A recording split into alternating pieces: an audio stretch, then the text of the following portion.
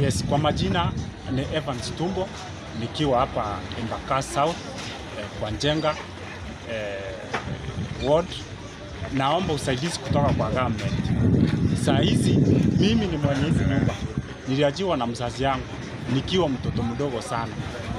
Serikali yetu naona nikihangaishwa, wunzi wanakuwa hapa usiku mchana, wamefunja mali yangu, biashara zimeharibika, niko na watoto wadogo. Tunahitaji usaidizi kutoka kwa government. Serikali ilisema inasaidia hao watu wenye walala hoi, bottom up. Serikali ya William Ruto ambayo inasema inapenda mwananchi. Hao wananchi ambao tunahangaishwa saa hii ndio tunaenda kupiga kura mwaka ujao 2027. Wakati ndio tunahitaji usaidizi wenu. Murkomen, wewe ni security expert. Tunakuamini. Cartels wako hapa.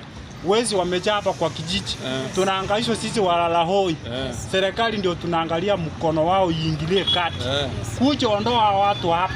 Kamata watu weka kwa seli. Saa hizi tumeenda kwa chief, tumeenda posta hapa vila, hatujapata usaidizi. Ni kama makateli wameenda huko wamepaka pesa. Tafadhali kuja haraka upesi. Tunaamini serikali mko na uwezo. Serikali iko na mkono mrefu.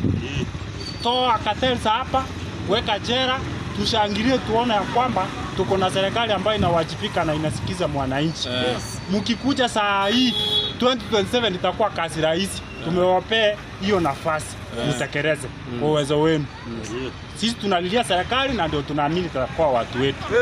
Mali imeharibika, saa hizi hatuna pahali pa kwenda, mali yetu imechukuliwa.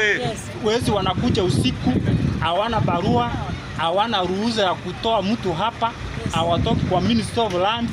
Wao ni kina nani? Na huyu ni nani yeye ako na nguvu ya kuondoa watu hapa? Huyo mtu achukuliwe saa 12 asubuhi, awekwe seli, na amehangaisha watu hapa. Analeta wunzi usiku, anataka kuua watu. Na tuko na asasi za security. Kujia mtu haraka sana, kamata yeye, ndio tuamini yale mambo mlituahidi. Serikali iko na uwezo. Wunzi wamejaa hapa. Watu hangaisha watu hapa kwa shilingi 200. Watu hawalali kwa manyumba. Saa hizi vitu zote wamechukua. Hatuna hata nguo za kuvaa. Vitabu vya watoto wamechukua. Mali yote wamechukua. Tunalilia nani kama si serikali? Kuja upesi haraka, kamata hao watu. Murkomen, tumekupea masaa kidogo ukuje haraka kwa sababu sisi ndio bosi yenu. Kujeni haraka ndio tupate msaada yenu. Asanteni sana na Mungu awabariki.